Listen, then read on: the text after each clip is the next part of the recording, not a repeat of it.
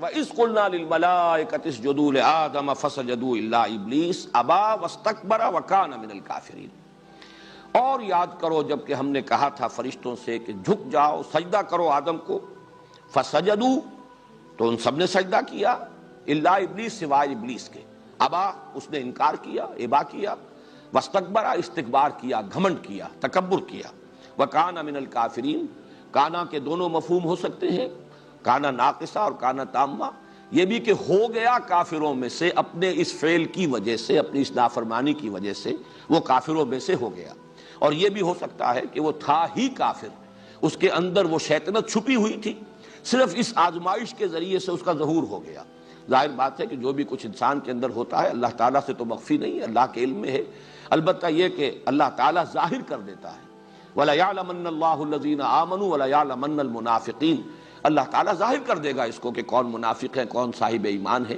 تو اللہ تعالیٰ کے علم میں تو ہے، لیکن اللہ ظاہر کر دیتا ہے۔ اسی طریقے سے اس ابلیس کی وہ شیطنت جو ہے، جو اس کے اندر چھپی ہوئی، جو اس کا تکبر اور استکبار اور گھمنڈ اور اس کا جو شر تھا وہ ظاہر ہو گیا۔ یہ دونوں اس کے مفہوم ہو سکتے ہیں۔ اس کے ضمن میں جیسا کہ میں کل عرض کر چکا ہوں کہ ملائکہ، پھر یہ ابلیس کے بارے میں اشکال ہو جاتا ہے اس آیت اور تقریباً 5 اور مقامات پر اسی انداز میں جو یہ مضمون آیا ہے کہ ہم نے فرشتوں کو حکم دیا، سب فرشتوں نے سجدہ کیا سوائے ابلیس کے، تو اشتباہ ہو جاتا ہے کہ شاید ابلیس بھی فرشتوں میں سے تھا۔ لیکن یہ کہ قرآن حکیم میں یہ اس کی وضاحت کر دی گئی سورہ کہف میں، کانا من الجن ففسق عن امر ربی، وہ فرشتوں میں سے نہیں تھا۔ فرشتے تو لا یعصون اللہ ما امرہم ویفعلون ما یؤمرون، وہ معصیت نہیں کرتے، نافرمانی نہیں کرتے اللہ کے حکم کی، اور کرتے ہیں وہی کچھ جس کا کہ انہیں حکم ہوتا ہے۔ لہذا یہ معاملہ جو ہے ابلیس سے جو ظاہر ہوا یہ اس بنیاد پر کہ وہ جنات میں سے تھا، جس کا مادہ تخلیق نار ہے۔ وہ نار اور نور کے قرب کے بارے میں بھی تفصیل سے میں کل عرض کر چکا ہوں، اور یہ کہ اس کے بارے میں یہی جو کچھ معلوم ہوتا ہے وہ یہ کہ اپنے علم اور اپنے زہد اور اپنی عبادت گزاری کی بنیاد پر یہ ملائکہ کے زمرے میں تھا، ملائکہ کے ہی ساتھ شامل تھا، اس اعتبار سے گویا کہ مخاطب تھا اس حکم کا کہ سجدہ کرو آدم کو۔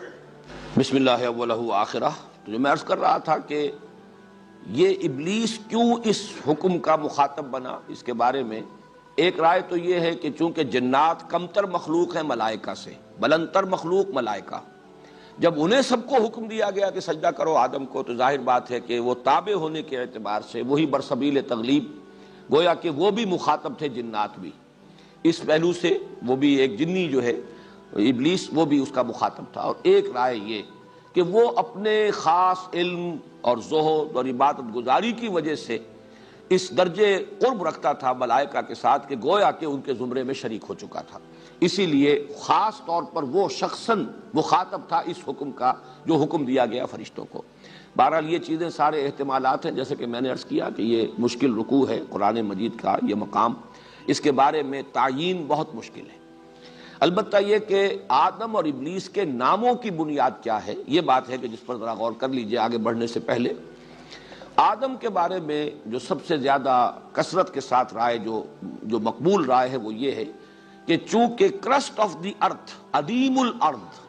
عدیم کہتے ہیں کسی شے کا چھلکا، اوپر کا چھلکا، تو یہ جو کرسٹ آف دی ارتھ ہے یہ اس زمین کا، ہمارے اس پلینٹ کا چھلکا ہے، چونکہ اس سے اس کی پیدائش ہوئی ہے زمین سے، اس لیے آدم کہے گئے کہ عظیم الارض جو ہے اس سے ان کا وہ اس کا مادہ تخلیق ہے۔ باقی ایک یہ بھی کہا گیا ہے کہ ان کا رنگ جو ہے سرخی مائل گندمی رنگ، تو اس کے لیے بھی یہ لفظ عربی زبان میں یہی مادہ مستعمل ہے۔ اور ایک تیسری رائے یہ ہے کہ یہ جو مادہ آتا ہے الف دال میم کا، یہ مخالطت، ملنا جلنا، آپس میں کس چیزوں کا باہم جو ہے مختلط ہو جانا، اس کے لیے یہ لفظ مستعمل ہے، مل جانا۔ تو جیسے کہ معانست، انسان کے لیے بھی یہ آپس میں مانوس ہو جانا، معانست، یہ انسان کے لیے ایک لفظ کی بنیاد ہے کہ انسان کو انسان اس لیے کہا جاتا ہے کہ باہم ایک دوسرے سے مانوس ہو جاتے ہیں۔ اسی طریقے سے یہ لفظ اس معنی میں بھی چونکہ عربی زبان میں مستعمل ہے، چنانچہ ایک حدیث بھی ہے کہ ایک صحابی نے کہیں تذکرہ کیا کہ میرا فلاں جگہ رشتہ ہوا ہے، میں وہاں شادی کر رہا ہوں، تو آپ نے فرمایا لو نظرت الیہا فانہ احری ان یؤدم بینکما، کیا اچھا ہوتا کہ تم ایک نظر اسے دیکھ لیتے، اس لیے کہ اس سے زیادہ توقع ہے کہ تمہارے مابین موافقت جو ہے اور محبت پیدا ہو جائے اور تم آپس میں زیادہ گھل مل سکو۔ اس معنی میں یہ لفظ مستعمل ہوا یؤدم بینکما. تو اس لیے شاید آدم کو آدم اس لیے کہا گیا، جو آپ انگریزی میں کہتے ہیں گریگوریس اینیمل ہے، انسان مل جل کر رہنے والا متمدن حیوان ہے. ابلیس کے لیے یہ لفظ، جیسا کہ میں نے پہلے عرض کیا تھا، یہ صفاتی نام ہے. اس کا اصل نام کیا ہے، اس میں علم اس کا قرآن مجید میں نہیں آیا. بعض روایات میں عزازیل نام اس کا آیا ہے، قرآن میں کہیں نہیں ہے. ابلیس جو ہے یہ بھی اس کا صفاتی نام ہے، اس لیے کہ ابلسا یبلسو یہ آتا ہے نہایت مایوس ہو جانا، فرسٹریٹڈ، دی فرسٹریٹڈ ون، وہ کہ جو مایوس ہو جائے، جس کو کوئی امید نہ رہے. اب چونکہ اس سے وہ فعل جو ہے وہ سرزد ہوا، اللہ تعالیٰ کی اس نے حکم کی سرتابی کی، اور اللہ تعالیٰ نے پھر اس مقام پر تو نہیں ہے، بقیہ مقامات پر ہے کہ فخرج منہا فإنک مذموما مدحورا، کہیں فرمایا گیا فخرج منہا فإنک رجیم. اب وہ راندہ درگاہ ہوا اس حکم عدولی کی وجہ سے، اور اب اسے خیر کی اپنے بارے میں تو توقع نہیں. اب جو بھی کچھ اس نے اللہ تعالیٰ سے بعد میں مہلت مانگی، جس کا یہاں پر ذکر نہیں ہے، لیکن یہ کہ سورہ صاد میں بھی ہے کہ جب اسے اللہ تعالیٰ کی طرف سے یہ حکم دیا گیا، اس کے مردود ہونے کا اعلان کیا گیا، تو پھر اس نے کہا کہ قال رب فانظرنی الی یوم یبعثون قال فانک من المنظرین الی یوم الوقت المعلوم. یہ 3 آیات جو کہ سورہ ہجر میں بھی آئی ہیں، یہ 2 مقامات پر کہ اس نے مہلت طلب کی کہ پروردگار میں اس بات کو ثابت کر دوں گا کہ یہ آدم کی ذریت، اس کی اکثریت تیری شکر گزار نہیں ہوگی، بلکہ میں ان کو گمراہ کروں گا. اس نے جو چیلنج بھی دیا ہے یہ مختلف مقامات پر، لیکن چونکہ جیسا کہ میں عرض کر چکا ہوں قرآن مجید کے وہ حصے نازل تو ہو چکے تھے پہلے اس مقام سے جو ہم پڑھ رہے ہیں، وہ تو چونکہ مکی صورتیں ہیں، سورہ صاد بھی، طٰہٰ بھی، سورہ کہف بھی، سورہ بنی اسرائیل بھی، سورہ حجر بھی، سورہ اعراف بھی، یہ 6 مقامات ہیں جن پر کہ یہ واقعہ آیا ہے. یہاں تو صرف ایک آیت میں اس کا لب لباب، اس لیے کہ اس معلوم ہو جائے کہ انسان کا دشمن ازلی جو ہے وہ یہ ابلیس ہے. اس ابلیس کی ذریت بھی، اور بھی جنات میں سے جو اس کی پیروی کرے، اور انسانوں میں سے جو اس کے پیروکار بن جائیں، اس کے حلقہ بگوش بن جائیں، یہ شیاطین جن و انس، یہ ہے کہ جو یہاں پر شر کے پھیلانے کی ایجنسی ہے. یہ ہے کہ جو دنیا کے اندر لوگوں کو گمراہ کرنے کا جنہوں نے اپنا فرض منصبی ہی اس کو بنا لیا ہے. اس لیے اس حقیقت کو بیان کر دیا گیا. اور اس میں قرآن مجید میں دوسرے مقامات پر بھی ہے کہ تکبر، یہاں تو صرف ایک لفظ آیا ہے ابا، اس نے انکار کیا، واستکبر، اور استکبار کیا. لیکن دوسرے مقامات پر ہے انا خیر منہ خلقتنی من نار وخلقتہ من طین اسجد لمن خلقت طینا، کیا میں اس کو سجدہ کروں جسے تو نے بنایا ہے مٹی سے، گارے سے. یہ گویا کہ ایک حقارت آمیز انداز میں حضرت آدم کا تذکرہ. یا یہ کہ انا خیر منہ خلقتنی من نار وخلقتہ من طین، میں اس سے بہتر ہوں، برتر ہوں، اعلیٰ ہوں، افضل ہوں، مجھے تو نے آگ سے بنایا ہے، اسے تو نے مٹی سے بنایا ہے. تو یہ اس کا گھمنڈ، یہ اس کا تکبر، یہ اس کا عجب. جیسے کہ حدیث میں بھی آتا ہے کہ ثلاث منجیات و ثلاث مہلکات، 3 چیزیں انسان کو نجات دلانے والی ہیں، 3 چیزیں ہلاک کرنے والی ہیں. اور ان ہلاک کرنے والوں میں جو آخری چیز ہے جس کے بارے میں فرمایا ہی اشدہن، تمام مہلکات میں سب سے شدید ہے اعجاب المرء بنفسہ، انسان کے اندر گھمنڈ پیدا ہو جائے، اپنی برتری کا احساس پیدا ہو جائے. تو یہ اس کو ہلاک کرنے کے اندر سب سے زیادہ مؤثر شے جو ہے، اس کی تباہی اور بربادی کی سب سے بڑی وجہ یہ اعجاب ہے. تو اس نے انا خیر منہ اپنی برتری کا احساس کیا، اور اسی گھمنڈ کی وجہ سے، تکبر کی وجہ سے اس درجے اس میں یہ سرکشی پیدا ہوئی کہ اللہ تعالیٰ کے حکم سے سرتابی کی اور انکار کر دیا سجدہ کرنے کو حضرت آدم سے. اب یہاں پہ اصل بات جو سمجھنے کی، جو میں نے عرض کیا تھا کہ ان کی جو تعویل ہے، لا یعلم تعویلہ الا اللہ، ان کے واقعات کیسے ہوئے، کس طرح ظہور پذیر ہوئے، یہ تصور تو ہم نہیں کر سکتے کہ کوئی بہت بڑی جگہ ہو اور وہاں تمام فرشتے جمع ہوں اور حضرت آدم بھی ہو، اور بعض اللہ تعالیٰ بھی سب کے سامنے کہیں اس محفل میں صدارت فرما رہے ہوں، اور پھر وہاں حکم دیا گیا ہو کہ سجدہ کرو آدم کو. یہ تو کچھ عالم غیب کی باتیں ہیں. یہ بھی ہم یقین سے نہیں کہہ سکتے کہ حضرت آدم کو بھی یہ معلوم ہوا یا نہیں ہوا کہ مجھے سجدہ کرایا گیا ہے. اس لیے کہ بعد میں جو ان سے خطا ہوئی ہے اس سے، اور اس کے بارے میں جو ابلیس نے جس طریقے سے انہیں ورغلایا ہے کہ یہ تمہیں جو روکا گیا ہے اس درخت کا پھل کھانے سے، وہ اس لیے کہ کہیں تم فرشتے نہ بن جاؤ، تو تکونا ملکین، کہ کہیں تم فرشتے نہ بن جاؤ.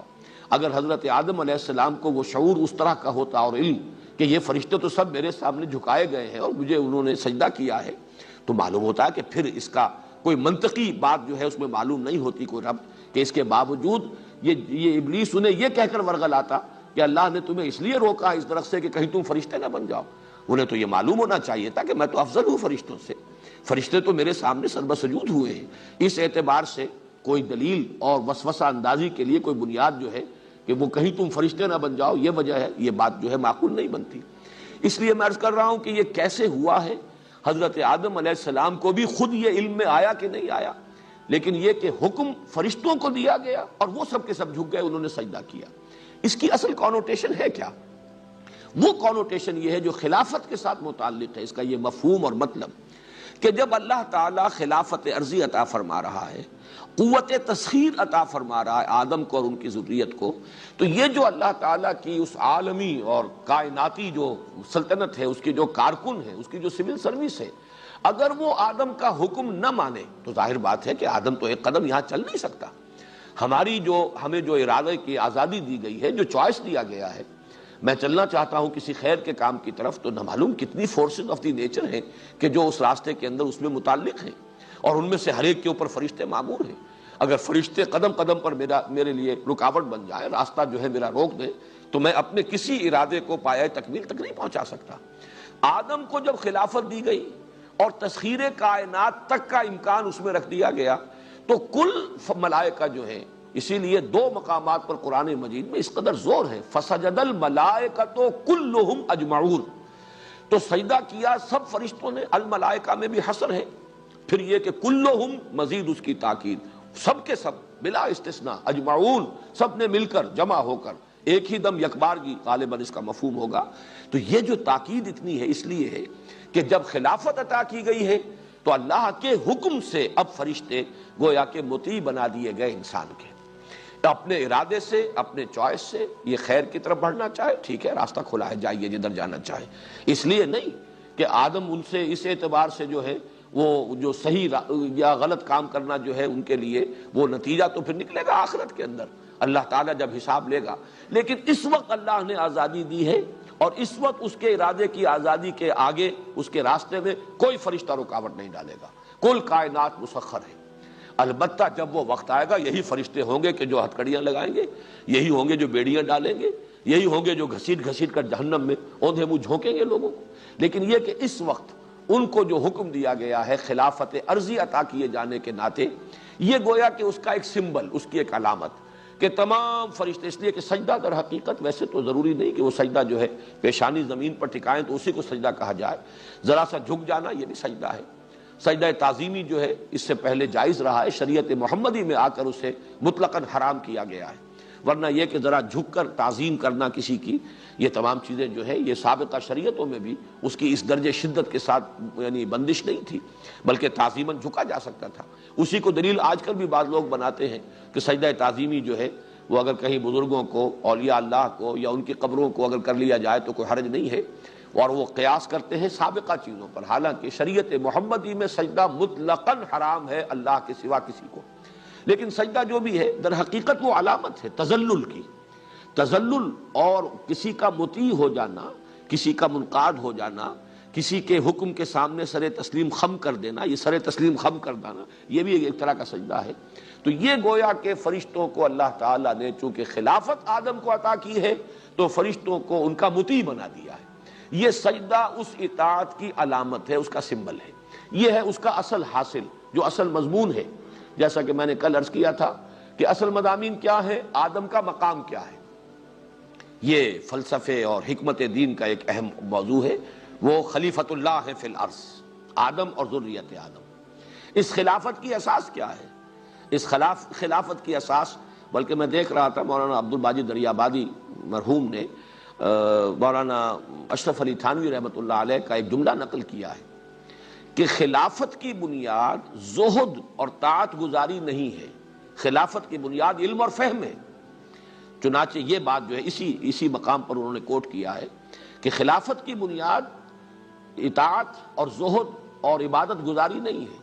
یہ تو کر رہے تھے فرشتے بھی، نحن نسبح بحمدک ونقدس لک، یہ چیزیں تو بتمام و کمال فرشتوں میں موجود تھی.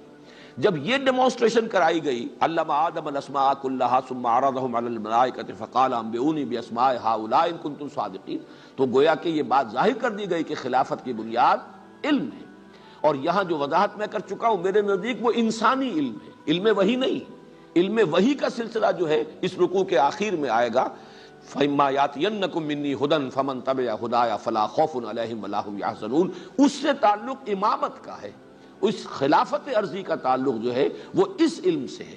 یہی وجہ ہے کہ دنیا میں ترقی جو ہے اس سے وہ مسئلہ بھی حل ہو جاتا ہے کہ جو قومیں اس میں آگے نکل گئی ہیں، زمین پہ غلبہ انہی کا ہوا ہے، اگرچہ ان کے پاس ایمان نہیں ہے، اگرچہ وہ اللہ کو بھی مانتے ہیں یا نہیں مانتے ہیں تو 100 شرک جو ہے کر رہے ہیں، حضرت مسیح کو خدا کا بیٹا بنایا ہوا ہے، شریعت کو پس پش ڈالا ہوا ہے، شدید گمراہی میں ہے، اخلاقی پستی کے اندر مبتلا ہے، یہ سب کچھ ہے، لیکن ان کے پاس زمین کا اختیار ہے، زمین کی قوت ہے، اقتدار ان کو دیا گیا ہے۔ تو معلوم ہوا کہ اصل شے جو ہے اس زمین کی خلافت جو ہے اس کا تعلق اس ہدایت سے نہیں، اس کا تعلق اس علم سے ہے جو علم الاسماء کی بنیاد پر ہے، اور جو حضرت آدم کو اور ان کی ذریت کو گویا کہ بالقوہ عطا کر دیا گیا تھا۔ تیسری بات جو ان آیات میں آئی وہ یہ کہ اس خلافت کا منطقی نتیجہ تھا کہ تمام فرشتے، یہ کارکنان قضاء و قدر جو ہے، جن کی تعداد وما یعلم جنود ربک الا ھو، جن کی تعداد کسی کو معلوم نہیں، جن کے جنود مجندہ جو ہے، ان کو سب کو آدم کے سامنے فسجد الملائکۃ کلھم اجمعون، اس لیے کہ جب کسی کو وائس رائے بنا کر یہاں بھیجا جاتا تھا تو ظاہر بات ہے کہ یہاں کی سارے کارکنان جو ہیں حکومت کے وہ گویا کہ اس کی اطاعت کے پابند ہوتے تھے۔ اس معنی میں جب خلافت عرضی عطا کی گئی تو یہ جو ہڈن گورنمنٹ ہے کائنات کی، اس کے جتنے بھی کارکنان قضاء و قدر ہیں، اس کے جتنی بھی یہ سول سروس ہے، اس سب کو تابع فرمان کر دیا گیا ہے آدم کا۔ یہ ہے در حقیقت اس کا اصل خلاصہ، اس کا لب لباب۔ وَقُلْنَا يَا آدَمُ اسْكُنْ أَنْتَ وَزَوْجُكَ الْجَنَّةَ۔ اب ایک ڈیمونسٹریشن تو کرائی گئی فرشتوں کے سامنے کہ ہم نے آدم کو جو خلافت ہم دے رہے ہیں علم عطا کیا ہے، علم اسماء عطا کیا ہے جو تمہیں نہیں دیا گیا۔ اب دوسری ڈیمونسٹریشن کرانی مقصود ہے آدم کے سامنے، یہ کہ تمہارا یہ دشمن جس نے تکبر کی بنیاد پر انکار کیا جھکنے سے، ایک تمہارا ازلی دشمن ہے اور یہ تمہیں ورغلائے گا، تمہیں تباہ کرنے کی اور برباد کرنے کی پوری کوشش کرے گا۔ میں چند الفاظ آپ کو سنا دیتا ہوں چونکہ اس مقام پر تو نہیں ہے، لیکن جن الفاظ میں کہ ابلیس نے پھر چیلنج کیا ہے اور آدم اور ذریت آدم سے اپنی دشمنی کا اعلان کیا ہے کھلم کھلا۔ سورہ صاد میں فرمایا قال فبعزتک لأغوینہم اجمعین، تو پھر اس نے کہا جب اسے مہلت دے دی گئی کہ جاؤ تمہیں مہلت ہے، تمہیں قیامت تک کے لیے، یوم یبعثون تک کے لیے تمہیں مہلت دی گئی ہے، تم انہیں جس طریقے سے چاہو گمراہ کرنے کی کوشش کر لو۔ تو اس نے پھر اب دھڑلے سے جو بات کہی، قال فبعزتک لأغوینہم اجمعین، پروردگار اب تیرے عزت اور اقتدار کی قسم میں ان سب کو گمراہ کر کے چھوڑوں گا، الا عبادک منہم المخلصین، سوائے تیرے ان بندوں کے جنہیں تو اپنا خود ہی بنا لے۔ مخلص یہاں پر اس میں مفعول آیا ہے، جنہیں تو اپنے لیے خالص کر لے، یعنی جن پر کوئی خصوصی کرم تیرا ہو، تیری نگاہ کرم ہو، جن پر خصوصی تیری عنایت خصوصی جن کے شامل حال ہو جائے، وہ ان کا معاملہ مستثنا ہوگا، باقی میں ان سب کو اغوا کر کے چھوڑوں گا۔ سورہ بنی اسرائیل میں بھی اس نے یہ جو کہا تھا جب سجدے کا حکم دیا گیا، جو الفاظ اس کے نقل ہوئے، قال ارأیتک ھذا الذی کرمت علی لئن اخرتنی الی یوم القیامۃ لاحتنکن ذریتہ الا قلیلا۔ اس نے کہا کہ پروردگار یہ آدم جس کو تو نے مجھ پر عزت دی ہے، اکرام کیا، جس کا مجھ سے افضل قرار دیا، جس کو سجدہ کرنے کا مجھے حکم دے رہا، اگر تو مجھے قیامت تک کے دن کے لیے مہلت دے دے تو میں ان سب کو ڈھانٹا باندھ دوں گا، سب کو گمراہ کر کے چھوڑوں گا، سب کو گویا کہ نکیل ڈال دوں گا، اور میں ان سب کو جو ہے غلط راستے کے اوپر لے جاؤں گا۔ اسی طرح سورہ ہجر میں ہے قال رب بما اغویتنی، پروردگار یہ جو تو نے مجھے گمراہ کر دیا، یعنی مجھے اتنی کڑی آزمائش میں ڈالا، میرا جو تکبر تھا اس کو جو یہاں پر جو مجروح ہوا، میرا پندار جو مجروح ہوا، اس کے نتیجے میں یہ غلط حرکت کر بیٹھا اور میں نے انکار کیا ہے تیرے حکم کو ماننے سے، تو گویا کہ تو نے مجھے گمراہ کیا۔ رب بما اغویتنی لأزینن لہم فی الارض ولأغوینہم اجمعین الا عبادک منہم المخلصین، وہی الفاظ یہاں بھی آئے۔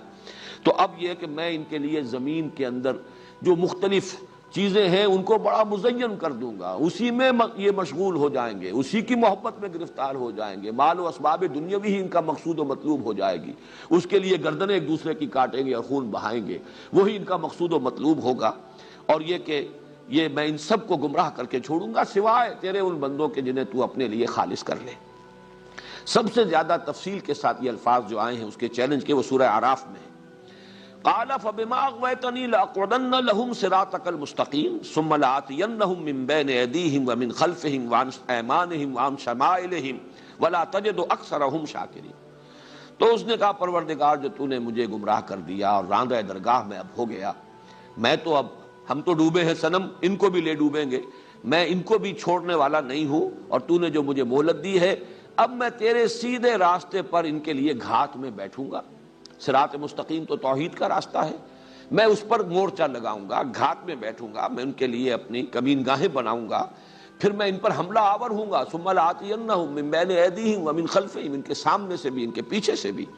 اور ان کے داہنی طرف سے بھی اور ان کے بائیں طرف سے بھی، اور تو دیکھے گا ان میں سے اکثر کو تو نہیں پائے گا شکر کرنے والے کہ جو مقام تو نے اسے عطا کیا ہے یہ اس پر تیرا شکر ادا کر سکے اور اس کا حق ادا کر سکے۔ یہ انداز ہے اس کے چیلنج کا۔ لیکن یہ کہ اب حضرت آدم کو متنبع کرنے کے لیے کہ یہ تمہارا دشمن ازلی ہے اور اس کو تم پہچان لو، ایک تجربہ کرایا جا رہا ہے۔ وَقُلْنَا يَا آدَمُ اسْكُنْ أَنْتَ وَزَوْجُكَ الْجَنَّةَ، اور ہم نے کہا کہ اے آدم تم اور تمہاری بیوی اب رہو جنت میں۔ یہ جنت کون سی جنت ہے اس میں اختلاف ہے۔ ایک تو ظاہر بات ہے کہ وہ جنت الخلد جو ہے جس میں داخل ہونے کے بعد پھر نکالا نہیں جائے گا کسی کو، یہ گمان غالب یہ ہوتا ہے یہ وہ جنت نہیں۔ البتہ کوئی آزمائشی جنت، کوئی ایسی جگہ کہ جہاں پر کہ عارضی ایک ڈیمانسٹریشن ہی کے لیے حضرت آدم اور حوا کو رکھا گیا ہے۔ اور جیسا کہ میں عرض کر چکا ہوں، بائبل کے جو بھی مرتبین ہیں، جب بھی یہ بائبل جو سفر پیدائش جو ہے، دی بک آف جینیسس جب مرتب ہوئی ہے، تو اب اس میں چونکہ اصل بائبل تو گم ہو گئی تھی تقریباً 7ویں صدی قبل مسیح میں یا 6ٹھی صدی قبل مسیح میں اصل بائبل، اصل تورات گم ہو گئی، بعد میں مرتب کی گئی ہے۔ تو اب جو بائبل ہے اس میں جو تصور دیا جا رہا ہے کہ وہ کہ زمین ہی پر کہیں یہ جنت تھی، کسی بلند مقام پر، بلکہ یہ کہ وہ تو لوکیٹ کرتے ہیں اپنے اندازے سے جو اہل علم ہیں بائبل کے جاننے والے، تورات کے ماہرین، کہ یہ جو علاقہ کردستان کہلاتا ہے، یہ پہاڑی علاقہ، یہیں پر کوئی جگہ تھی جہاں کسی بلند مقام پر بس وہ ساری آسائشیں اور ساری چیزیں، ضرورتیں، ہر طرح کا عیش و آرام جو ہے انسان کو مہیا تھا، اور وہاں تھے در حقیقت حضرت آدم اور حضرت حوا۔ یہ ان کی ایک رائے ہے۔ جیسا کہ میں نے عرض کیا، اس میں بہرحال احتمالات کا تو امکان موجود ہے کہ مختلف احتمالات ہیں، لیکن یہ کہ تیقن کے ساتھ کچھ کہنا ہمارے لیے ممکن نہیں۔ یہاں سے بھی جو نتیجہ اخذ کرنا ہے وہ یہ ہے کہ ایک آزمائشی طور پر، ایک ڈیمانسٹریشن کے لیے کہ معلوم ہو جائے آدم کو کہ یہ میرا دشمن جو ہے ابلیس، یہ کس کس طور سے مجھے ورغلا سکتا ہے، کس کس طرح کے ہیلے اور حربے اختیار کر سکتا ہے، کیسے کیسے وسوسے جو ہے میرے دل میں ڈال سکتا ہے، اور مجھے اللہ تعالیٰ کی اس صراط مستقیم سے، توحید سے اور اطاعت خداوندی کے راستے سے منحرف کر سکتا ہے۔ صرف اس کا ایک تجربہ کرانا مقصود ہے۔ اب چاہے وہ تصور ہو کہ یہ تخلیق آدم کے سارے مراحل کہیں آسمانوں میں طے پائے ہیں پھر حبوط ہوا ہے، چاہے وہ تصور ہو کہ زمین ہی پر یہ سارے مراحل طے پائے ہیں، اس اعتبار سے وہ جنت جو ہے وہ بھی کہیں جنت ارضی، کسی جگہ پر کوئی اونچا مقام، اور جنت کا لفظ جو ہے صرف جنت، ظاہر بات ہے کہ اس میں احتمالات جو ہے تمام کے تمام موجود ہیں۔ وَكُلَا مِنْهَا رَغَدًا حَيْثُ شِئْتُمَا، اور کھاؤ تم دونوں اس میں سے با فراغت، جہاں سے چاہو، جو چاہو کھاؤ، تمام پھل، تمام میوے تمہارے لیے مباح ہیں، جہاں سے چاہو ان سے تم استفادہ کرو۔ وَلَا تَقْرَبَا هَٰذِهِ الشَّجَرَةَ فَتَكُونَا مِنَ الظَّالِمِينَ، لیکن مت قریب پھٹکنا، مت قریب جانا اس درخت کے، تو تم ہو جاؤ گے ظالموں میں سے، حد سے تجاوز کرنے والے، ظلم کرنے والے، اللہ کے حکم سے انحراف کرنے والے، تم ظالموں میں سے ہو جاؤ گے اگر تم نے اس درخت کا پھل کھایا۔ یہ جو جنت کے اندر جس طریقے سے حضرت آدم کو رکھا گیا، اس کی جو کیفیات بیان ہوتی ہیں، یہ خاص طور پر سورہ طٰہٰ میں الفاظ آئے ہیں، ان لک لا تجوع فیہا ولا تعریٰ، اے آدم تمہارے لیے یہاں اس جنت میں جس میں ہم تمہیں رکھ رہے ہیں، تمہیں یہ کیفیات حاصل رہیں گی کہ نہ تمہیں بھوک ستائے گی، بھوک لگے گی نہیں، ولا تعریٰ، نہ عریانی لاحق ہوگی، وانک لا تظمأ فیہا ولا تضحیٰ، اور نہ تمہیں اس میں پیاس کی شدت محسوس ہوگی، پیاس کا احساس ہوگا، نہ ہی کئی دھوپ کی کیفیت جو ہے، دھوپ کے ستانے کی اور گرمی اور اس کی حدت اور تمازت کا کوئی احساس ہوگا۔ یہ الفاظ ہیں کہ جن میں تعبیر کی گئی ہے اس جنت کی کیفیت کی جس میں حضرت آدم علیہ السلام کو، حضرت حوا سلام علیہا کو رکھا گیا ہے۔ باقی کسی اور جگہ پر اس کی کوئی اور تفصیل نہیں ہے۔ اس کا جو اس سے تعلق ہے وہ میں ابھی بعد میں بیان کروں گا۔ باقی رہ گیا یہ سوال کہ وہ درخت کون سا تھا، اس کی قرآن مجید نے قطعاً کہیں کوئی اس کی وضاحت نہیں کی، بلکہ صاف نظر آ رہا ہے کہ اس بحث سے قرآن مجید نے گویا کہ اعراض کیا ہے، ہذہ الشجرہ، گویا کہ اشارہ کر کے بتا دیا ہے کہ یہ درخت، بس اس سے زیادہ کوئی وضاحت نہیں کی ہے۔ اسپیکولیشنز مختلف کی گئی، چنانچہ بائبل کے جو مرتبین ہیں انہوں نے اسے ٹری آف نالج قرار دیا ہے، یہ علم کا۔ ظاہر بات ہے اس کی نفی تو قرآن مجید کے اعتبار سے تو نفی ہو جائے گی، علم تو آدم کو دیا گیا ہے، تو ٹری آف نالج کو فاربیڈن قرار دینا اور اسے ان کے لیے ممنوع، شجر ممنوع قرار دینا، گویا کہ قرآن مجید کے ساتھ اس کی قطعاً کوئی مطابقت نہیں ہے۔ البتہ کچھ اور خیالات ایسے ہیں کہ خاص طور پر میں یہاں تذکرہ کر رہا ہوں شاہ عبد القادر دہلوی رحمۃ اللہ علیہ کا، صاحب مظہر القرآن، انہوں نے کچھ تصور یہ ظاہر کیا ہے کہ اس درخت کا پھل کھانے سے پہلے تک جنت میں جو کیفیت تھی کہ کوئی ہوائج انسانیہ جو ہیں وہ حضرت آدم کو، حضرت حوا کو لاحق نہیں تھے۔ یہ جو ہوائج انسانیہ ہیں، یعنی کھانا پینا نہیں ہے، نہ بھوک لگے گی نہ کھائیں گے، نہ پیاس لگے گی نہ پیئیں گے۔ ظاہر بات ہے کہ پھر بول و براز کا سارا مسئلہ جو ہے وہ تو متعلق ہے کھانے پینے سے، گویا کہ ان کے ساتھ ابھی یہ کیفیت وہاں نہیں تھی۔ انک لا تجوع فیہا ولا تعری وانک لا تظمأ وانک لا تظمأ فیہا ولا تضحیٰ۔ اب اس سے استدلال جو ہے خاصا میں سمجھتا ہوں کہ قوی بنتا ہے کہ بھوک نہیں لگے گی۔ اس کا ایک مفہوم یہ بھی لیا گیا کہ ہر شے اتنی آسانی سے دستیاب ہوگی کہ جب بھوک لگے گی کھا لو گے، تو بھوک کا کبھی کوئی تمہیں تجربہ نہیں ہوگا۔ لیکن شاہ عبد القادر کا کہنا یہ ہے کہ وہ جنت، اب اس میں یہ بھی ہو سکتا ہے کہ حضرت آدم علیہ السلام، اگر تو وہ مانا جائے کہ زمین ہی پر کوئی ایوولوشن کے ذریعے سے وہ ترقی پا کر وہاں آئے ہیں، تو ظاہر بات ہے کھانا پینا بول و براز وہ تو گویا کہ ابتدا سے ان کے ساتھ تھا۔ ہو سکتا ہے کہ اگر اس تصور کو مانا جائے کسی درجے میں کہ کوئی عارضی دور ان پر ایسا طاری کیا گیا ہے، ایک آپ اس کو ایک رویا بھی کہہ سکتے ہیں، ایک طویل خواب کی شکل بھی کہہ سکتے ہیں، تجربہ کرانا مقصود ہے صرف یہ کہ تمہارا یہ دشمن تمہیں اس طور سے گمراہ کر سکتا ہے۔ اور اگر یہ وہی جنت ہے، کوئی آسمانی جنت ہے جس پر رکھا گیا ہے، اور اس میں حضرت آدم علیہ السلام اور حضرت حوا کی تخلیق اس طور سے ہوئی ہے کہ وہی بنائے گئے ہیں، اس خاک کے پتلے کو بنا کر اسی طریقے سے اس میں پھونک ماری گئی ہے، جیسا میں کل بیان کر چکا ہوں، وہ چیز بھی قرآن مجید کے بیان سے مطابقت رکھتی ہے، اور وہ اگر مفہوم سامنے رکھا جائے تو وہ بھی فٹ ہوتا ہے قرآن کے بیان میں۔ تو پھر یہ کہا جا سکتا ہے کہ جو شاہ عبد القادر کہہ رہے ہیں کہ اس وقت ابتدائی کوئی کیفیت ایسی ہو کہ ابھی ہوائج ضروریہ، کھانا پینا، بول و براز، اسی طرح کوئی بھی شہوت کا جذبہ، کوئی جنسی کوئی عمل جو ہے وہ ابھی ان کے علم میں نہیں تھا، ان کے شعور میں نہیں تھا، لیکن یہ کہ اس درخت کا پھل کھانے کا نتیجہ یہ نکلا۔ اسی لیے علامہ اقبال نے بھی اپنے لیکچرز میں تعبیر کیا ہے یہ استعاراتی انداز میں کہ شاید یہ پہلا سیکشول ایکٹ تھا جس کو کہ وہ درخت سے تعبیر کیا گیا ہے، اس لیے کہ شیطان نے جو اغوا کیا تھا وہ یہ بھی تھا کہ کہیں تم ہمیشہ رہنے والے نہ بن جاؤ، اور یہی در حقیقت تناسل جو ہے انسان کا، توالد و تناسل، یہی ہے جو اس کے خلود کا ایک سبب بنتا ہے کہ نسل انسانی کو ایک دوام حاصل ہو رہا ہے اسی تناسل اور توالد کے ذریعے سے۔ بہرحال یہ مختلف آراء، مختلف خیالات ہیں، لیکن یہ کہ جو اصل لب لباب ہے وہ یہ ہے کہ صرف ایک آزمائشی اور ڈیمونسٹریشن کے لیے کہ متنبع کر دیا جائے کہ یہ تمہارا دشمن ہے جس سے تمہیں خبردار رہنا ہے، انہیں ایک تجربہ کرایا گیا ہے۔ یہ تجربہ کہاں ہوا، اس تجربے کی تفصیلات کیا ہیں، زمین پر ہوا، آسمان پر ہوا، اور پھر یہ کہ وہ کس کیفیت میں حضرت آدم اور حضرت حوا تھے، جیسے کہ ایک رائے میں شاہ عبد القادر کے حوالے سے بیان کر رہا ہوں۔ یہ سب جو ہیں یہ ہمارا ایک تصور، تخیل ہو سکتا ہے، کوئی اس کے لیے مرفوع روایات موجود نہیں ہیں، کوئی اس کے بارے میں تفصیلی چیزیں خود قرآن مجید کے دوسرے مقامات سے بھی ہمیں معلوم نہیں ہوتی۔ البتہ یہ کہ ایک درخت معین کر دیا گیا کہ اس میں جنت میں سے جہاں سے جو چاہو کھاؤ سوائے اس درخت کے، وَلَا تَقْرَبَا هَٰذِهِ الشَّجَرَةَ فَتَكُونَا مِنَ الظَّالِمِينَ، تو تم ہو جاؤ گے ظالموں میں سے۔ فَأَزَلَّهُمَا الشَّيْطَانُ عَنْهَا، تو پھسلا دیا، زلہ پھسل جانا، ازلہ اذلال باب افعال سے پھسلا دیا، فَأَزَلَّهُمَا الشَّيْطَانُ عَنْهَا، شیطان نے ان دونوں کو، آدم اور حوا کو، پھسلا دیا اس سے. فَأَخْرَجَهُمَا مِمَّا كَانَا فِيهِ، تو نکال دیا ان دونوں کے اس میں سے جس میں کہ وہ تھے. یہ الفاظ بھی بڑے ایسے مبہم رکھے گئے، مما کانا فی، جس میں وہ تھے. اس سے مراد ابھی وہ جنت نہیں ہے، بلکہ اس جنت کی جو کیفیت ہے اس کی طرف اشارہ کیا جا رہا ہے. یہ انداز قرآن مجید وہی استعمال کرتا ہے جہاں کے تفاصیل یا تو فہم انسانی کی گرفت سے ماورا ہو،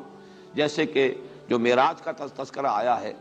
کہ جب کہ ڈھانپے ہوئے تھا اس بیری کے درخت کو، اذ یغشی السدرۃ ما یغشی، جبکہ ڈھانپے ہوئے تھا اس بیری کو جو ڈھانپے ہوئے تھا. اب وہ کیا تھا یہ تمہارے فہم سے ماورا ہے، لہذا اس کی کوئی تفصیل یہاں نہیں دی جا رہی، بس ڈھانپے ہوئے تھا جو ڈھانپے ہوئے تھا. لقد رأى من آیات ربہ الکبریٰ، اس وقت نبی نے صلی اللہ علیہ وسلم اپنے رب کی عظیم آیات کا مشاہدہ کیا. لیکن یہ انداز بھی یہاں پر ہے، اخرجہما مما کانا فیہ، انہیں نکلوا دیا ان دونوں کو اس کیفیت میں سے، اس حالت میں سے جس میں وہ تھے. اب اس کی تعبیر جو ہے اگر سورہ طٰہٰ کے اس مقام کے حوالے سے کی جائے تو وہ بادشاہ عبد القادر صاحب کی جو ہے اس کے ساتھ جو ہے مربوط ہو جائے گی، اور وہ یہ کہ انہیں اب بھوک لگنی شروع ہوئی جو کہ پہلے نہیں تھی، یا کوئی مشقت کا مسئلہ تھا کہ جو پہلے نہیں تھا.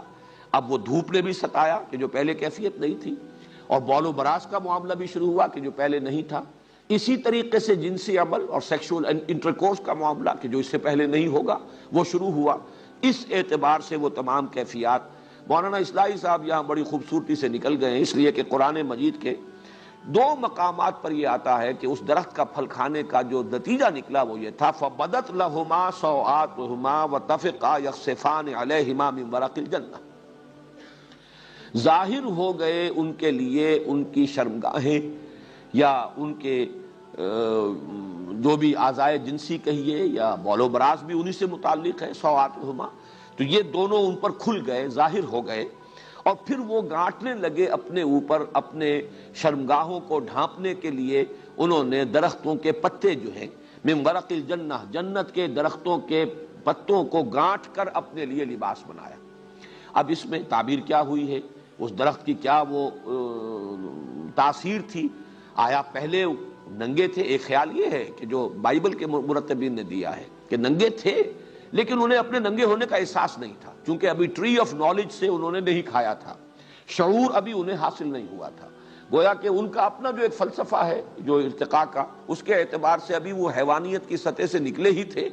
ابھی ان کے اندر کوئی اپنے سطر کا اور اس کے بارے میں کوئی شرم کا احساس جو ہے پیدا نہیں ہوا تھا. اس وجہ سے جیسے ہی وہ کھایا انہوں نے تو ان کو احساس ہوا، شعور پیدا ہو گیا اپنے سطر کا اور اپنی شرمگاہوں کا انہیں احساس ہوا، تو انہوں نے پھر پتے جو ہیں ان کو گانٹ کر اور اپنے لیے لباس اور سطر کا بندوبست کرنا شروع کیا. قرآن کے الفاظ میں یہ فَبَدَتْ لَهُمَا سَوْآتُهُمَا، ظاہر ہو گئے، کھل گئے ان پر، منکشف ہو گئے ان پر ان کی شرمگاہیں. فَطَفِقَا يَخْصِفَانِ عَلَيْهِمَا مِنْ وَرَقِ الْجَنَّةِ، اب وہ بلکہ بائبل کے مرتبین نے تو فگ ٹری کہا ہے اسے، اور چونکہ وہ علاقہ جس میں کہ ان کا یہ خیال ہے کہ یہ آزمائشی جنت تھی جہاں پہ کہ حضرت آدم اور حضرت حوا تھے،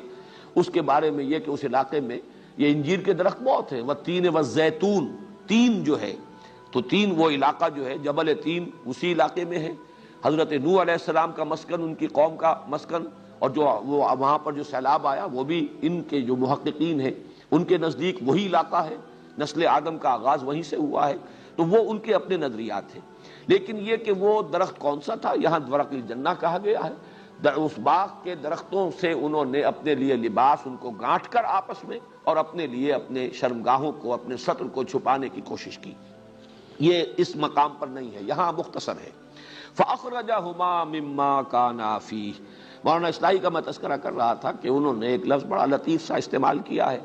اور یہاں سے گزر گئے عافیت کے ساتھ کہ کوئی حلہ جنت تھا کہ جو ان سے سلب کر دیا گیا، اور پھر وہ چونکہ انہوں نے اللہ تعالیٰ کے حکم کی نافرمانی کی تھی تو جو جنتی لباس جسے ہم نہیں سمجھ سکتے کہ وہ لباس کی حقیقت کیا تھی، وہ لباس کس نوعیت کا تھا جو ان کو عطا ہوا تھا، وہ ان سے لے لیا گیا، اور وہ یہ کہ ان پر اپنی شرمگاہیں کھل گئیں اور ان کو اپنی عریانی کا احساس ہوا. فَأَزَلَّهُمَا الشَّيْطَانُ عَنْهَا فَأَخْرَجَهُمَا مِمَّا كَانَا فِيهِ. یہ جو أَزَلَّهُمَا ہے اس کے لیے بھی میں آپ کو وہ حوالے دوسرے مقامات سے دے دیتا ہوں کہ وہ جو حضرت آدم کو حضرت حوا کو جو پھسلایا بہلایا یا ورغلایا، اس کے لیے سورہ طٰہٰ میں الفاظ آئے ہیں فوسوس الیہ الشیطان قال یا آدم هل ادلک علی شجرۃ الخلد وملک لا یبلی، تو وسوسہ اندازی کی آدم کے اندر شیطان نے۔ اب یہ لفظ نوٹ کرنے کے قابل ہے کہ یہ مکالمہ روح در روح ہو رہا ہے یا یہ کہ وسوسہ ہے، تو اس میں لفظ وسوسہ استعمال کیا گیا۔ معلوم ہوتا ہے کہ یہ اس طریقے سے جیسے میں اور آپ بات کر رہے ہوں اور ہم ایک دوسرے سے کی گفتگو سن رہے ہوں بالمشافہ، وہ نہیں ہے وسوسہ۔ فوسوس الیہ الشیطان، اور کہا یہ کہ یا آدم هل ادلک علی شجرۃ الخلد وملک لا یبلی، اے آدم کیا میں بتاؤں تجھے وہ درخت کہ جو خلد والا درخت ہے، ہمیشگی کا درخت ہے، اور ایسی حکومت عطا کرنے والا درخت ہے کہ جو کبھی بھی جس پر باسی پن طاری نہیں ہوگا، وہ حکومت، وہ شہنشاہی ہمیشہ تر و تازہ رہے گی۔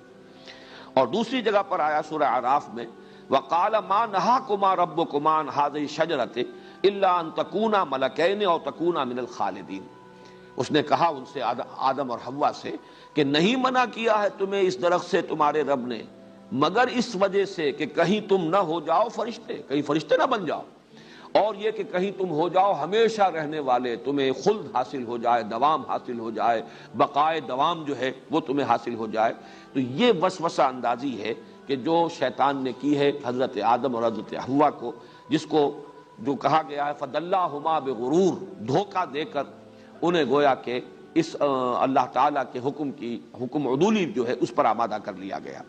فَأَزَلَّهُمَا الشَّيْطَانُ عَنْهَا فَأَخْرَجَهُمَا مِمَّا كَانَا فِيهِ وَقُلْنَا اهْبِطُوا بَعْضُكُمْ لِبَعْضٍ عَدُوٌّ، اور ہم نے کہا، فیصلہ سنا دیا، اتر جاؤ، تم میں سے بعض کے دشمن ہیں، وَفِي الْأَرْضِ مُسْتَقَرٌّ وَلَكُمْ فِي الْأَرْضِ مُسْتَقَرٌّ وَمَتَاعٌ إِلَىٰ حِينٍ، اور اب زمین میں تمہارے لیے ہے مستقر، جائے قرار، اور برتنے کی چیزیں ہیں، ساز و سامان ہے، اس زندگی کے لیے جو ضروریات ہیں وہ ہم نے ودیعت کر دی ہے اس زمین میں، متاع الی حین، ایک خاص وقت تک کے لیے، ایک مدت تک کے لیے۔ یہاں پر جو لفظ حبوط آیا ہے، اب اس سے چونکہ حبطہ کے معنی ہوتے ہیں اترنا، کہیں کسی بلندی سے نیچے اترنا، تو یہاں اہبطوا آیا، اور اس سے یقیناً اس نظریے کو بہت تقویت حاصل ہوتی ہے کہ یہ جو ساری تخلیق آدم کا یہ پورا مرحلہ ہے، یہ پورا سلسلہ جو اب تک بیان ہوا ہے، یہ کہیں آسمانوں ہی میں ہوا ہے، کسی بلند مقام پر ہوا ہے، اور اس کے بعد انہیں حضرت آدم کو زمین پر اتارا گیا، حکم دیا جا رہا ہے اترو اب زمین پر۔ اہبطوا بعضکم لبعض عدو، یہ تو میں بعد میں عرض کروں گا، لیکن حبوط کا لفظ وہ دوسرا تصور جو ہے، جیسا کہ میں نے کل عرض کیا تھا، وہ بھی فٹ ان کرتا ہے، ریکنسائل کرتا ہے قرآن کے ساتھ۔ یقین کے ساتھ ہم کچھ نہیں کہہ سکتے کہ وہ ہے حقیقت یا یہ ہے حقیقت،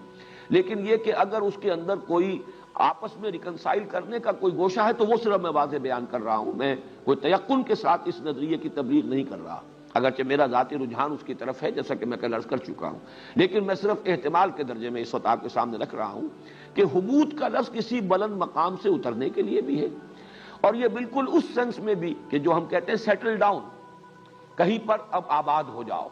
جیسے کہ ایک نومیڈک انداز ہوتا ہے زندگی کا، جس میں کہ خانہ بدوش ہیں، ادھر گھوم رہے ہیں ادھر جا رہے ہیں، ابھی خیمے یہاں لگا دیے ہیں، پھر یہاں سے وہ چراگاہ جو ہے وہ اگر اس میں نہیں رہا اب کچھ چرنے کے لیے اپنے جانوروں کے لیے، تو وہ خیمے اکھاڑے کہیں اور چلے گئے۔ ایک ہے کسی جگہ پر مستقل قیام کر لینا، وہاں سیٹل ہو جانا، اس کے لیے یہی اسی سورہ مبارکہ میں یہ لفظ آیا ہے بنی اسرائیل کے ضمن میں، اہبطوا مصرا فإن لكم ما سألتم وضربت عليهم الذلة والمسكنة وباءوا بغضب من اللہ، کہ جب بنی اسرائیل نے، جبکہ وہ صحرائے سینا میں تھے اور اللہ تعالیٰ نے ان کے لیے غذا کا بھی بندوبست کیا تھا، من و سلوہ نازل کیا تھا، تو جب انہوں نے یہ کہا حضرت موسیٰ سے کہ ہم ان پر جو ہے صبر نہیں کر، لن نصبر علی طعام واحد فادع لنا ربک یخرج لنا مما تنبت الارض من بقلها وقثائها وفومها وعدسها وبصلها قال تستبدلون الذی هو ادنی بالذی هو خیر اہبطوا مصرا فإن لكم ما سألتم۔ اس وقت تک ابھی وہ سیرا نوردی تھی، مسلسل سفر میں تھے، اور اللہ تعالیٰ نے ان کے لیے من و سلوہ کی غذا کا اہتمام کر دیا تھا، لیکن جب انہوں نے ناشکری کی اور کہا کہ ہم صرف ان دو کھانوں پر تو یعنی صبر نہیں کر سکتے، ہمیں تو وہ چاہیے چیزیں جن کے چسکے انہیں پڑے ہوئے تھے اور جن کی لذتیں مصر میں اپنی غلامی کے دور میں جو ہے مختلف چیزیں ہیں، دالیں ہوں اور پیاز ہو اور لہسن ہو اور یہ ہو اور وہ ہو، یہ چیزیں ہمیں تو چاہیے، ترکاریاں ہوں، ککڑیاں ہوں، تو حضرت موسیٰ نے فرمایا اہبطوا، اب کسی جگہ پر آباد ہو جاؤ، تو سیٹل ڈاؤن، کہیں پہ بیٹھو، اب کاشتکاری کرو۔ یہ چیزیں تو پھر کہیں پر مستقل قیام کر کے اور کاشتکاری کے ذریعے سے حاصل کی جا سکتی ہیں۔ تو وہاں بھی لفظ حبوط آیا، اہبطوا مصرا فإن لکم ما سألتم، اب کسی جگہ پر کسی آبادی میں آباد ہو جاؤ کسی جگہ پر، تو پھر یہ چیزیں جو تم جو چاہ رہے ہو، جو تمہاری جو چٹخارے مانگ رہی ہے زبان، اگر وہی تمہاری طلب ہے تو پھر وہاں تمہیں حاصل ہو جائے گی۔ تو یہ لفظ بھی فٹ کرتا ہے اس تصور کے اندر بھی، اور یہ چونکہ قرآن مجید القرآن یفسر بعضہ بعضا، یہ دلیل قرآن ہی سے سامنے آ رہی ہے، اس لیے ایسی نہیں ہے کہ اٹھا کر اس کو بالکل پھینک دیا جائے۔ قُلْنَا اهْبِطُوا بَعْضُكُمْ لِبَعْضٍ عَدُوٌّ، تم ایک دوسرے کے دشمن ہوگے۔ اب یہ دشمنی وہ ہے جو ذریت آدم اور وہ ابلیس اور ابلیس کے جو بھی پیروکار ہیں، چاہے وہ جنات میں سے ہوں، وہ تو گویا کہ ان میں چونکہ جنات میں نے عرض کیا تھا کہ شر کا پہلو غالب ہے، ان کا مادہ تخلیق آگ ہے، جس میں وہ شوق، جو جوش خروش اور ایک حرارت، یہ چونکہ اور اس کے اندر گویا کہ نشوز کا مادہ جو ہے وہ ان کی اپنی فطرت میں زیادہ غالب ہے، اس لیے وہ جو ذریت ابلیس ہے یا جو بھی جنات میں سے اس کے پیروکار ہیں، وہ سب کے سب، اور ابلیس وہ شخص ابلیس، وہ معین ابلیس، وہ عزازیل جس نے کہ قیامت تک کے لیے مہلت مانگی تھی اور اسے مہلت دی گئی، قرآن مجید میں متعدد مقامات پر آیا کہ تجھے یہ مہلت دی جا رہی ہے، تمہاری یہ درخواست قبول کی گئی، گرانٹڈ، تمہیں یہ مہلت دی جا رہی ہے، اور تم اپنی پوری جو بھی محنت کر سکتے ہو ذریت آدم کو گمراہ کرنے کی کر لو، تمہیں کھلی چھوٹ دی جا رہی ہے۔ لیکن ایک بات ہے جو سورہ بنی اسرائیل میں اور دوسرے مقامات پر بھی واضح کر دی گئی، ان عبادی لیس علیک علیہم سلطان، لیس لک علیہم سلطان، میرے بندوں پر تجھے کوئی اختیار حاصل نہیں ہوگا۔ ٹھیک ہے، تم اس کے لیے جو بھی مزین کرو، برائی کو خوشنما کر کے پیش کرو، وسوسہ اندازی کرو، جس طرح چاہو ورغلاؤ، لیکن کوئی اختیار تمہیں حاصل نہیں ہوگا، الا من اتبعک من الغاوین، سوائے ان کے کہ جو خود تیری پیروی کرے،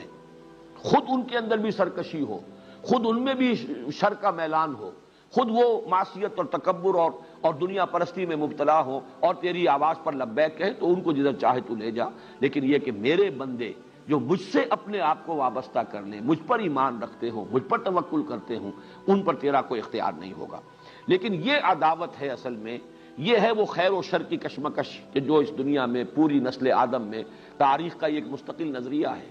کہ یہ خیر اور شر کی ایک کشاکش ہے کہ جس کی یہ پوری داستان ہے۔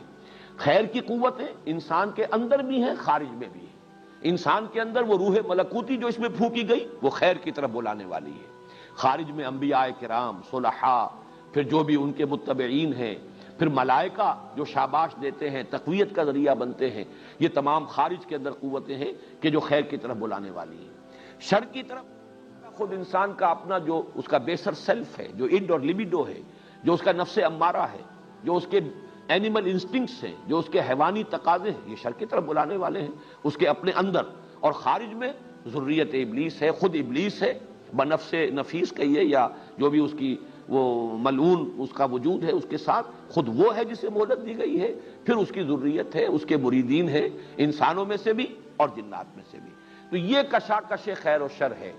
یہ ستیزہ کار رہا ہے ازل سے تا امروز، چراغ مصطفی سے شرار بولہبی، ہمارے اپنے اندر بھی وہ خیر و شر کی کشمکش ہے، خارج میں بھی تمدن میں، تاریخ اصل میں در حقیقت انہی قوتوں کے باہمی کشاکش کا جو ہے وہ ایک اس کی داستان ہے۔ تو بعضکم لبعض عدو ولکم فی الارض مستقر ومتاع الی حین، اور زمین میں اب تمہارے لیے مستقر ہے، جائے قرار ہے، یہی تمہیں ٹھہرنا ہے، یہی آباد ہونا ہے، اور برتنے کا سامان، ضروریات ساری زندگی کی ہم نے اس میں فراہم کر دی ہیں ایک ایک مدت معینہ کے لیے۔ فتلقى آدم من ربہ کلمات فتاب علیہ، یہ مسئلہ بھی سورہ اعراف میں تفصیل سے آ چکا بےایمانی کہ سورہ اعراف جو ہے ہجرت سے پہلے نازل ہو چکی ہے، تو قرآن مجید میں جب یہ سورت نازل ہو رہی ہے اس سے پہلے یہ مضمون تفصیل سے وہاں آ چکا، اسی لیے میں نے عرض کیا کہ 6 مقامات پر یہ مضامین، کہیں کوئی مضمون زیادہ تفصیل سے، کہیں کوئی مضمون زیادہ تفصیل سے، کہیں ابلیس کا چیلنج زیادہ مفصل آیا ہے، کہیں ابلیس نے جو تکبر کیا اس کی پوری وضاحت کر دی گئی ہے، کہیں آدم کی تخلیق کا تذکرہ بھی ہے، جنات کی تخلیق کا تذکرہ بھی ہے۔ تو یہ 6 مقامات جو ہیں مکی صورتوں کے، سورہ اعراف، سورہ ہجر، سورہ بنی اسرائیل، سورہ کہف، سورہ طٰہٰ، سورہ صاد، ان میں یہ مضامین آئے ہیں، ان کے تقابلی مطالعے سے یہ ساری باتیں جو ہے منکشف ہوتی ہیں، یہاں ان کا خلاصہ دیا جا رہا ہے۔ وہاں ہے کہ ایک ندامت کا احساس حضرت آدم میں پیدا ہوا، خطا ہوئی ہے، غلطی ہوئی ہے، اور یہی احساس ندامت ہے جو اللہ کو بہت عزیز ہے۔ موتی سمجھ کے شان کریمی نے چن لیے قطرے جو تھے میرے عرق انفعال کے، تو اللہ تعالیٰ نے الفاظ خود تلقین فرمائے۔ وہ احساس ندامت پیدا ہوا آدم میں، لیکن یہ کہ اس کے لیے الفاظ تلقا آدم من ربہ کلمات، سیکھ لیے، حاصل کر لیے آدم نے اپنے رب سے کچھ کلمات، اور ان کلمات کے ذریعے سے جب انہوں نے توبہ کی، رجوع کیا، استغفار کیا، انا ظلمنا انفسنا ربنا ظلمنا انفسنا وان لم تغفر لنا وترحمنا لنکونن من الخاسرین، تو اللہ تعالیٰ نے معاف فرما دیا۔ اب اس کو ہم مکمل کر لیتے ہیں، ابھی 1-2 منٹ جو بھی ہمارے پاس بقایا ہیں، باقی یہ مضمون پھر اگلے درس کے اندر میں مزید وضاحت سے کر دوں گا کہ یہ ایک بہت اہم موضوع ہے قرآن مجید کا، جس سے کہ تورات بالکل خالی ہے، اور تورات کے خالی ہونے ہی کے سبب سے وہ پیدائشی گناہ گار ہونے کا تصور جو ہے وہ عیسائیوں کے اندر موجود ہے کہ انسان پیدائشی طور پر گناہ گار ہے۔ حضرت آدم سے جو گناہ سرزد ہوا تھا اس کے اثرات نسل آدم میں چلے آ رہے ہیں۔ قرآن نے سورہ اعراف میں بھی اور یہاں سورہ بقرہ میں بھی واضح کر دیا، فتاب علیہ، اللہ نے ان کی توبہ قبول فرما لی۔ اللہ اپنی تمام عنایتوں کے ساتھ ان کی طرف پھر متوجہ ہو گئے، تمام عنایتیں اور رحمتیں اور شفقتیں حضرت آدم کے شامل حال ہو گئی۔ انہوں نے اپنی خطا کا اقرار کیا، اعتراف کیا، توبہ کی، رجوع کیا، استغفار کیا، اللہ تعالیٰ نے ان کی توبہ کو قبول فرما لیا۔ اس کے بعد دہرایا ہے، یعنی جنت سے، یا جو بھی آزمائشی جنت تھی، یا وہ جنت خلد ہے، یا جو بھی آسمانی جنت ہے، اس سے نکالا جانا جو ہے وہ اس گناہ کی وجہ سے نہیں ہے۔ گناہ کی وجہ سے تو وہ کیفیت جو جنت میں ان کی تھی، انک لک لا تجوع فیہا ولا تعری وانک لا تظمأ فیہا ولا تضحی، اس کیفیت سے، یا جو عریانی نہیں تھی، کوئی جنتی لباس تھا جو دیا ہوا تھا، اس سے محرومی، وہ ہے کہ جو اس کا نتیجہ نکلا ہے۔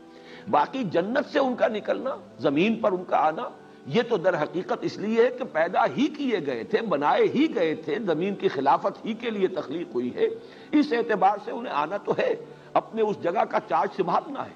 اسی لیے دوہرا کر آیا۔ توبہ کی قبولیت کے بعد فرمایا جا رہا ہے قُلْ اهْبِطُوا مِنْهَا جَمِيعًا، اب اترو یہاں سے، جنت میں سے، زمین جو بھی ہے، چاہے وہ زمین ہی پر کوئی اونچے مقام پر وہ جنت تھی جہاں سے انہیں اتارا گیا، یا یہ کہ کوئی آسمانی جنت تھی وہاں سے اتارا گیا، یہ دونوں احتمالات موجود ہیں، لیکن یہ کہ سب کے سب اترو، اب ظاہر بات ہے کہ وہ ابلیس بھی یہیں پر ہے، اسی زمین پر ہے، گھومتا ہے، پھرتا ہے، ہمیں ورغلاتا ہے، اس کی ذریت جو ہے وہ بھی یہی ہے، آدم کی نسل بھی یہی ہے۔ فَإِمَّا يَأْتِيَنَّكُم مِّنِّي هُدًى، یہ ہے وہ آخری چارٹر، جیسے کسی وائس رائے کو جب چارج دیا جائے تو پھر کوئی چارٹر اسے دیا جا رہا ہو، یہ فرمان خداوندی ہے آدم اور ذریت آدم کے لیے۔ فَإِمَّا يَأْتِيَنَّكُم مِّنِّي هُدًى، تو جب بھی میرے پاس سے تمہارے پاس ہدایت آئے، فَمَن تَبِعَ ہدایا، تو جو بھی پیروی کرے گا میری ہدایت کی، فَلَا خَوْفٌ عَلَيْهِمْ وَلَا هُمْ يَحْزَنُونَ، ان کے لیے نہ کوئی خوف ہوگا نہ وہ حزن سے دوچار ہوں گے۔ وَالَّذِينَ كَفَرُوا وَكَذَّبُوا بِآيَاتِنَا أُولَٰئِكَ أَصْحَابُ النَّارِ، اور جو ہماری آیات کا کفر کریں گے، ناشکری کریں گے اور انکار کریں گے، تکذیب کریں گے ہماری آیات کی، وہ ہوں گے جہنمی، وہ ہوں گے آگ والے، ہم فیہا خالدون، اور وہ اس میں ہمیشہ ہمیشہ